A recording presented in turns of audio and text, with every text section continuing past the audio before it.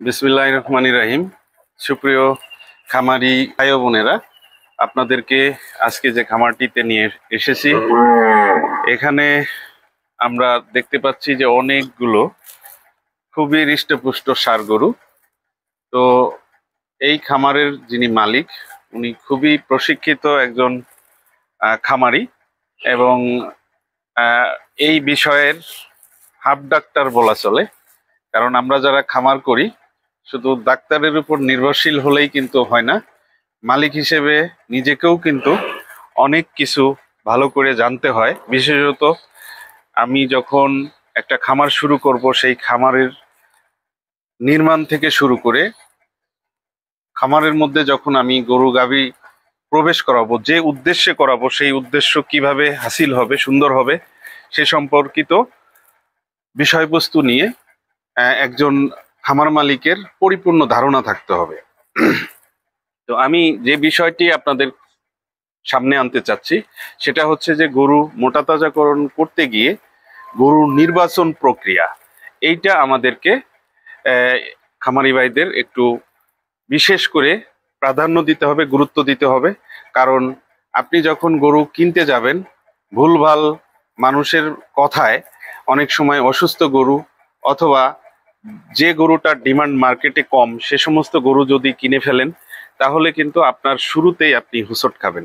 আশা করি আপনারা আমার এই ভিডিওটি দেখার শেষে অবশ্যই এ বিষয়ে সচেতন হয়ে যাবেন এবং আপনারা এ ধরনের কোনো ভুলভাল কোনো বিষয়ের মধ্যে নিশ্চয়ই নিজেদেরকে এড়িয়ে রাখতে পারবেন। তো শুরুতেই আমরা যে বিষয়টি দেখব, যে গরুর জাত, অর্থাৎ আমি কোন জাতের গরু কিনে আমি মোটা তাজা করলে আমার খামার বেশি লাভবান হবে। তো আমাদের দেশি বিভিন্ন অনেক ভ্যারাইটিস আছে, বিশেষত পাবনা, ফরিদপুর ভ্যারাইটি, এমনকি মীর কাদিমের গরু, মুন্সিগঞ্জের ভ্যারাইটি রয়েছে। এর পাশাপাশি আমাদের শাহিওয়াল, সিন্ধি, হলিস্টেইন ফিজিয়ানের বিভিন্ন প্রকারের শঙ্করের জাতের গরু রয়েছে। তো আমরা সাধারণত ঈদ বা কোরবানিকে লক্ষ্য করে যে গরু মোটা তাজা করি, সেখানে দেখা যায় যে আমরা কাস্টমারের ফার্স্ট অফ চয়েস থাকে লাল টুকটুকে গরু অথবা কুচকুচে কালো, অনেক বেশি কুজালা গরু, স্বাস্থ্যবান গরু, এরকমের গরুর দিকেই কিন্তু একটা নজর থাকে। আবার কিছু কাস্টমারের দেশাল প্রকৃতির গরুর দিকেও কিন্তু বিশেষ নজর থাকে। তো এই বিষয়টাকে প্রাধান্য রেখে আমাদের, যদি আমরা শাহিওয়াল, সিন্ধি, লাল জাতের বাছুর, বিশেষত যাদের বয়স 1.5 থেকে 2 বছর, দাঁত ভাঙে নাই, এমন গরুগুলোকে আমরা কিন্তু বাজার থেকে ক্রয় করতে পারি। এবং আসলে এই ক্রয়ের ক্ষেত্রে একজন খামার মালিককে বিভিন্ন লোকের উপর ডিপেন্ডেন্ট হতে হয়। তা সত্ত্বেও তাকে নিজেকে মোবিলাইজ করতে হবে। পাশাপাশি সেই লোকগুলো যদি বিশ্বস্ত হয়, তাহলে কেনাকাটা শুরুতেই যে ঝামেলাটা হয়, অনেক সময় যে গরুর দাম হলো 1 লক্ষ টাকা, শুরুতেই তার দাম পড়ে যাচ্ছে 1,20,000 টাকা। তো এরকমের যদি শুরুর দিকে একজন খামার মালিক যদি গরু কেনাকাটায় ঠকে যান, তাহলে কিন্তু তার পরবর্তীতে 3 বা 6 মাস লালন পালন করে যে লাভটা হবে, সেই লাভ দিয়ে সে কিন্তু আসলে পুরোপুরি খামারটাকে লাভের যে অংশ আমরা হিসাব করি, সেটা আসলে খুবই কম হবে। তো এই বেলায় আমরা খামারিদেরকে উদ্বুদ্ধ করি যে যখন গরু কিনতে যাবেন, অবশ্যই ঢিলে ঢালা চামড়াওয়ালা গরু, বিশেষত তার কপালটা প্রশস্ত হবে, পায়ের যে হাড্ডিগুলো থাকবে সেই হাড্ডিগুলো মোটা হবে এবং পিছনের দিকের যে অবয়ব, সেটাও কিন্তু অনেকটা সুঠামো হবে। আর গরুটা সুস্থ নাকি অসুস্থ সেটা আমরা বুঝবো গরুর মুখের যে সামনের দিকে যে মাজল আছে, কালো অংশ, এটা যদি ভেজা থাকে তাহলে সুস্থ। অনেক সময় আমরা গরু কিনতে গিয়ে কিছু ঘাস যদি বাজারে নিয়ে যাই, তার সামনে ধরলে, অন্তত এরকমের ধরলে, সে জিহ্বা বাইর করবে বা খাওয়ার চেষ্টা করবে। আসলে এই গরুগুলো কিন্তু অলরেডি খেয়েছে, সে দাঁড়িয়ে রেস্ট নিচ্ছে, যার দরুন আমার কিন্তু এই খাবারগুলো সে খাচ্ছে না। কিন্তু বাজারের গরু সে অভুক্ত থাকে, এবং যদি সে সুস্থ হয় যে কোনো ঘাস ধরলেই কিন্তু সে জিহ্বা বাইর করবে। তো কাজেই আমাকে সুস্থ সবল গরু কিনতে হবে। অনেক খামারি দেখা যাচ্ছে যে একটু কম দামে ছোট ছোট কিছু বাছুর, যেগুলোর পেট অনেক বেশি ঝোলানো, অর্থাৎ পট বেলি বলি, পাতলা পায়খানা হয়, এরকমের কিছু বাছুর নিয়ে আসে এবং এনেই কিন্তু তারা খুবই বিপদের মধ্যে পড়ে যায়।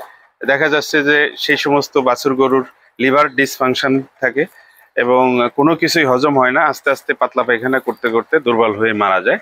কাজেই আমাদেরকে এই দিকগুলো খেয়াল রাখতে হবে যে আমরা যখন গরু কিনবো, সুস্থ সবল গরুই যেন আমার ফার্মে আসে।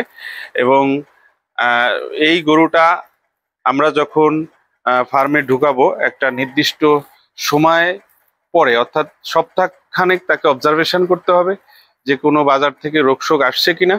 পাশাপাশি তাকে যখন রোগে কোনো বিষয় আমরা দেখতে পাবো না, তখন আমরা কৃমিনাশক করাবো এবং লিভারের বিভিন্ন ওষুধ এটা অবস্থা বুঝে আমরা সেটা দিতে পারবো। এছাড়াও আমাদের গরুকে খড়, ঘাস এবং দানাদার জাতীয় খাবার অবশ্যই বিশেষজ্ঞ কনসালটেন্টের মাধ্যমে আমরা একটা রেশন ফর্মুলেশন করে আমরা যদি খাওয়াই, তাহলে কিন্তু আমার গরু গাভীগুলো দেখা যাচ্ছে যে আমাদের 3 থেকে 6 মাসের যে মেয়াদি প্রকল্প আমরা হাতে নিতে পারি, সেটাতে কিন্তু আমরা লাভবান হতে পারি।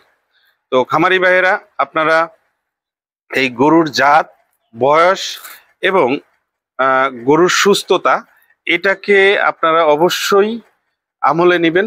পাশাপাশি আপনারা যে কাজটা পূর্বেও বলেছি যে আপনারা গরু কিনতে গিয়ে বিভিন্ন রকমের ব্রোকার অথবা ফরিয়া থাকে, তাদেরকে সামলিয়ে যতদূর সম্ভব আপনি সুস্থ সবল একটা গরু এবং দামের দিক দিয়েও যাতে আপনার জন্য সহায়ক হয়, সেই দিকটা কিন্তু খেয়াল করতে হবে।